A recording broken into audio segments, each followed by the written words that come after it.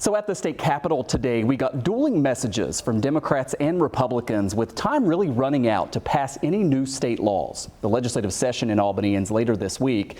In a moment, we're going to go through some of the last-minute proposals that are being considered. First, though, those competing narratives, and we're going to begin here with Democrats, who today focused on President Trump's tax cut and spending bill that the leader of the state Senate said would kick New Yorkers off of health care, lead to hospital closures, and take away food assistance. The so-called big, beautiful bill they're pushing isn't just bad policy. It's a direct attack on middle-class families. It slashes education funding, cuts healthcare programs, and threatens the future of Social Security. We have 7 congressional Republicans here in New York who put party over their constituents. Up here in a moment, because Miles said New York is going in the wrong direction, arguing Democrats who run Albany haven't done enough to address the high cost of living here. They talk about affordability, and yet they passed a budget that was $11 billion more year over year.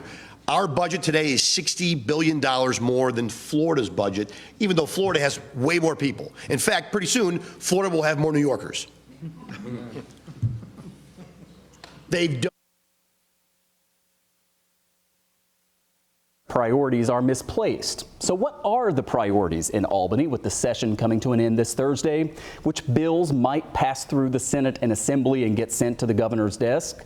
Well, in his very in-depth Monday morning memo, Jack O'Donnell, an Associates Managing Director, zeroed in on a few of them, including medical aid in dying, the New York HEAT Act, the Packaging Reduction and Recycling Infrastructure Act, and also a measure that would allow wine sales in grocery stores. And Jack O'Donnell joins me live here tonight as we try to figure out where things may go in these final few days. It's almost a full work week for our lawmakers. They're in session Monday through Thursday of this week, but then it's done. And medical aid in dying is one of the ones that you mentioned there that's got some last-minute momentum. What should we know about that? Medical aid in dying is very, I almost said alive, which isn't the right thing to say, but it passed the Assembly earlier this year. It is on what we call an active list in the state Senate. There'll be a vote in the state Senate today, and I think it's going to pass.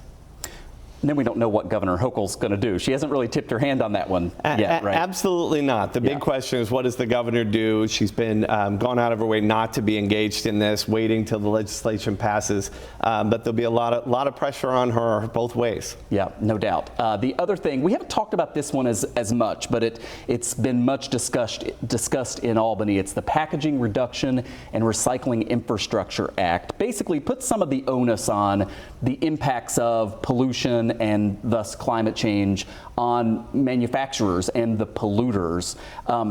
Man, there have been a lot of rallies and intense pressure on lawmakers with this one. Where does it stand? Absolutely. I mean, the pressure is certainly on the polluters. This puts it on the producers even more, right? So you're responsible for the waste no matter what the consumer does with it. So again, this one is very much alive. It has passed the state Senate. There are ongoing negotiations about kind of thinning out that bill, walking it back a little, trying to earn enough support to get it through the state Assembly.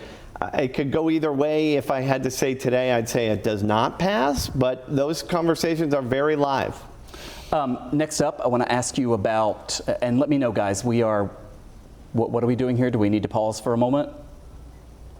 Hang on just a second. I'll give you one more question here. We believe we have some severe weather we need to get to in just a moment, but I want to ask you the next bill that we mentioned there, which is, let's see, sorry, I don't have it there. Wine and grocery stores. Sure. We've talked about this one for so long, right? Is this the time that actually gets past the finish line?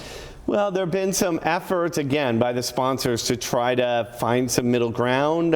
They've talked about adding some opportunities for liquor stores, local, neighborhood liquor stores to sell other things in an effort to ameliorate the cost to them or the impact to them, limit which big box grocery stores can sell. Again, a lot can happen in, a minute in Albany, certainly in 4 days, but right now it looks like this is one that'll be back again next year. And then finally, I mean, you put some numbers out today that I heard earlier in terms of how many bills have been introduced and how many bills have passed compared to previous years. Not good numbers.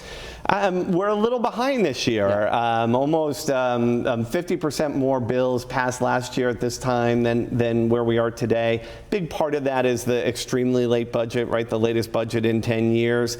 Again, a lot could get done really quickly in Albany, but it looks like it'll be a little bit of a slower year. But love to come and see at the end of session what's passed and what hasn't. Yeah, love to have you back. Got to cut this a little bit short, but Jack O'Donnell, managing partner at O'Donnell & Associates. Jack, thank you so much.